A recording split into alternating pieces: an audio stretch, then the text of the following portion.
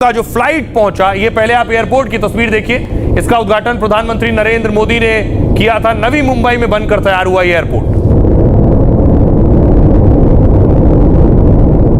और आज पहली फ्लाइट लैंड हुई तो उसे फाउंटेन से बाकायदा वेलकम किया गया, वाटर सैल्यूट दिया गया। इसे वाटर सैल्यूट कहते हैं।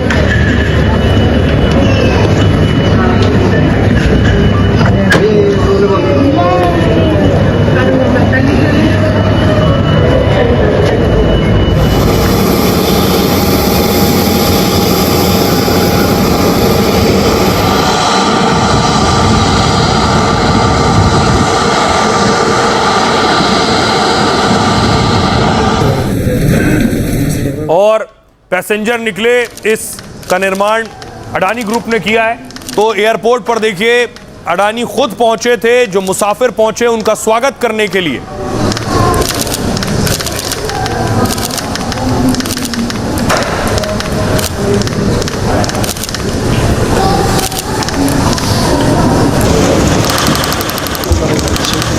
Actually, this is a very proud moment for Mumbaikars, and we are really fortunate where we got basically rights to develop this airport.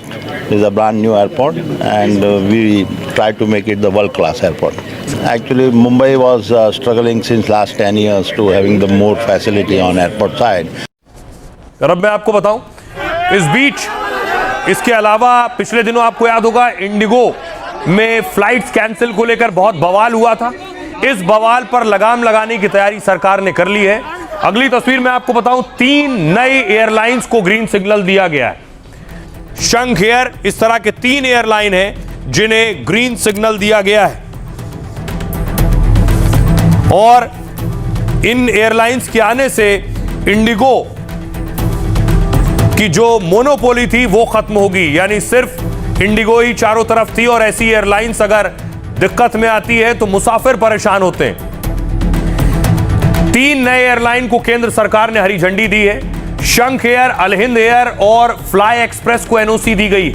मतलब ये तीनों अब भारतीय आसमान में उड़ने को तैयार है। घरेलू उड़ानों में 90% हिस्से पर इंडिगो और एयर इंडिया का कब्जा है। अब इन तीनों के आने से प्रतिस्पर्धा और बढ़ेगी। इंडिगो की अकेले 65% से अधिक की हिस्सेदारी है, और इस वजह से 2 कंपनियों के दबदबे की बात सामने आई थी। हाल में इंडिगो की वजह से यात्रियों को भारी परेशानी हुई थी। अब 3 नए प्लेयर्स के आने से इनकी मोनोपोली कम हो सकेगी, साथ ही यात्रियों को बेहतर सुविधा भी मिलेगी। आपको बताऊं, घरेलू एयरलाइंस की संख्या बढ़कर अब 12 हो जाएगी। शंख एयर को सितंबर 2024 में संचालन की मंजूरी मिल चुकी है। 2026 में अप्रैल तक शंख एयर की घरेलू बाजार में एंट्री हो जाएगी। इसका केंद्र उत्तर प्रदेश का लखनऊ और नोएडा होगा। लखनऊ, वाराणसी, आगरा, गोरखपुर के लिए उड़ान की योजना है, और इन जगहों पर सस्ती दरों पर उड़ान का प्लान है। अलहिंद एयर, ये कंपनी भी अगले साल की शुरुआत में संचालन शुरू कर देगी। अलहिंद का केंद्र केरल होगा, और इस कंपनी का मालिकाना हक अलहिंद ग्रुप के पास है। अलहिंद एयर भारत के 40 शहरों को जोड़ने और अंतर्राष्ट्रीय सेवा की योजना है इनकी।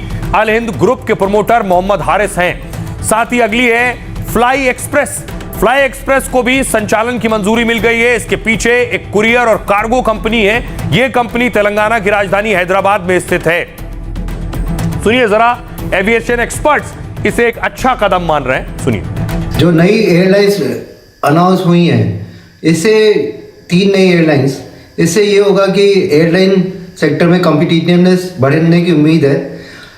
इससे जो फ्लाइट डिसरप्शंस, डिलेज, डाइवर्जन्स और कैंसिलेशंस देखने को मिले हैं, जब ओवरऑल फ्लीट बढ़ता है एविएशन सेक्टर में, और अवेलेबिलिटी ऑफ एयरक्राफ्ट होते हैं, अवेलेबिलिटी ऑफ ऑप्शंस होते हैं एक सेक्टर में, तो यात्रियों को लॉन्ग रन में एक विकल्प मिलेगा।